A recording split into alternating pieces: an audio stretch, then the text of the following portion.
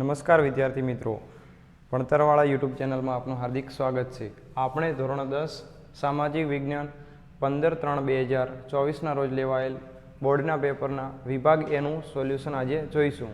તો વિદ્યાર્થી મિત્રો, તમારે આજ જો વિડીયો પૂરો થાય પછી તમારે કહેવાનું છે કે 80માંથી સોલ્યુશન કરી અને કેટલા આવે છે તમારે કોમેન્ટ કરવાની રહેશે.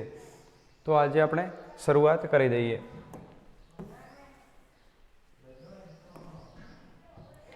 પ્રથમ આપેલું છે વિભાગ એમાં કે જો યોગ્ય જોડકા જોડો. તો શું આપેલું છે? બહુચરાજીનો મેળો. તો શું આવશે? ઈ આવશે. પંડિત અહોબેલ તો સંગીત પારિજાત આવશે. કુદરતનો સફાઈ કામદાર તો શું આવશે? ગીત. પવન ઉર્જા ક્યાં છે? લાંબા. અને પૃથ્વી પરિષદ તો સ્ટોકહોમમાં ભરાયેલી હતી. નેક્સ્ટ જોઈએ કે નીચેના વિધાનો ખરા છે કે ખોટા તે જણાવો. પ્રથમ આપેલું છે તત્વજ્ઞાનથી ભરપૂર એવા સાહિત્યને અરણ્યકો કહે છે. તો શું આવશે? વિધાન સાચું આવશે. સાતમું આપેલું છે જૂનાગઢમાં 4 ગુફા સમૂહ આવેલા છે. તો આ વિધાન ખોટું છે. કેટલા આવેલા છે? તો 3. સરકારે આવશ્યક ચીજ વસ્તુઓ માટેનો ધારો 1977માં અમલમાં મૂક્યો હતો. તો ખોટું છે. સરસ્વતી સબલા યોજના અન્વયે કન્યાઓને વિનામૂલ્યે સાયકલ આપવામાં આવે છે. તો આ વિધાન પણ ખોટું થશે. કઈ આવશે? સરસ્વતી સાધના યોજના. બંધારણની કલમ 17 અન્વયે અસ્પૃશ્યતા નાબૂદ કરવામાં આવે છે. તો આ વિધાન સાચું છે. આગળ આપેલું છે કે નીચેની ખાલી જગ્યાઓમાં યોગ્ય વિકલ્પ પસંદ કરીને ખાલી જગ્યા પૂરવાની છે. તો 11મું રાષ્ટ્રીય માનવ સંગ્રહાલય ખાલી જગ્યા શહેરમાં આવેલું છે. તો આવશે ભોપાલ. ખાલી જગ્યામાં ભારત સરકારે ભારતીય વન્યજીવો માટે બોર્ડની રચના કરી હતી. તો 1952. પૃષ્ઠીય જળનો મુખ્ય સ્ત્રોત કયો છે? તો નદીઓ. આગળ જોઈએ 14મું ખાલી જગ્યા નદીમાંથી ગ્રાન્ડ એનિકટ નામે જાણીતી નહેરનું નિર્માણ કરવામાં આવ્યું. તો આવશે કાવેરી. એક્સપ્રેસ હાઈવેને ખાલી જગ્યા માર્ગ પણ કહેવાય છે. તો શું આવશે? દ્રુત ગતિ માર્ગ પણ કહેવાય છે. આગળ જોઈએ કે પ્રશ્નો આપેલા વિકલ્પોમાં સાચો વિકલ્પ પસંદ કરવાનો હતો. તો જોડકા રાષ્ટ્રીય સંગ્રહાલય તો ક્યાં આવેલું છે? ન્યૂ દિલ્હીમાં આવશે. એટલે વિભાગ એ, બી અથવા ડી આવી શકે.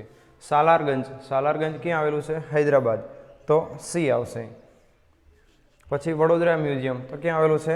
વડોદરા. 3માં બી. અને લાલભાઈ દલપતભાઈ સંગ્રહાલય અમદાવાદમાં આવેલું છે. ઓપ્શન બી સાચો થશે. 17મું નીચેની બહુહેતુક યોજનાઓને તેમના સ્થાનના આધારે દક્ષિણ દિશાથી ઉત્તર દિશા તરફ ગોઠવતા કયો વિકલ્પ સાચો જણાય છે? તો તમારે જે આપેલી છે બહુહેતુક યોજનાઓ એટલે કે એમના ડેમને તમારે ગોઠવવાના છે. દક્ષિણથી ઉત્તર તરફ જવાનું છે. તો ભાખરા નંગલ તો ઉપર આવશે એટલે એ તો નહીં જ આવે. તો પહેલું શું આવશે? નાગાર્જુન આંધ્રપ્રદેશમાં. પછી નર્મદા આવશે મધ્યપ્રદેશ. ચંબલ મધ્યપ્રદેશ. અને ભાખરા નંગલ હિમાચલ પ્રદેશમાં. એટલે વિભાગ ડી તમારો સાચો થશે. 18 ભારતમાં લગભગ કેટલા ટકા જળ સિંચાઈ માટે ઉપયોગી છે? તો 84% આવશે. આગળ જોઈએ ઉત્પાદનના ત્રણેય સાધનોને ઉત્પાદનમાં યોજનાપૂર્વક જોડવાની કામગીરીને શું કહેવાય છે? તો નિયોજન. કઈ પદ્ધતિને મુક્ત અર્થતંત્ર કહે છે? તો બજાર પદ્ધતિ આવશે. હવે આપેલું છે 1-2 શબ્દોમાં જવાબ આપવાના છે. 21મું છે ભારતને કુલ કેટલા કિલોમીટર દરિયા કિનારો મળેલો છે? તો ભારતને આવશે તો 7516 કિલોમીટર. અને ગુજરાત પૂછાય તો 1600 કિલોમીટર. ગુજરાતનું 12 માસ ખુલ્લું રહેતું બંદર કયું આવશે? તો પોરબંદર. 23 વિકાસશીલ રાષ્ટ્રોની મુખ્ય આર્થિક પ્રવૃત્તિ કઈ છે? તો ખેતી. 24 છે શિક્ષણ, બેન્કિંગ, વીમા કંપનીઓ વગેરેની કામગીરીનો સમાવેશ કયા ક્ષેત્રમાં થાય છે? તો આવશે સેવા ક્ષેત્ર. તો વિદ્યાર્થી મિત્રો, હવે આગળનો વિભાગ આપણે નેક્સ્ટ વિડીયોમાં અપલોડ કરીશું. અને તમારે કેટલા માર્ક્સ આવે છે, તમારે 80માંથી કેટલા આવે છે એ તમારે કોમેન્ટમાં કરવાનું રહેશે. લાઈક અને સબસ્ક્રાઈબ કરતા રહેજો અને શક્ય બને તો તમારે શેર પણ કરતા રહેજો.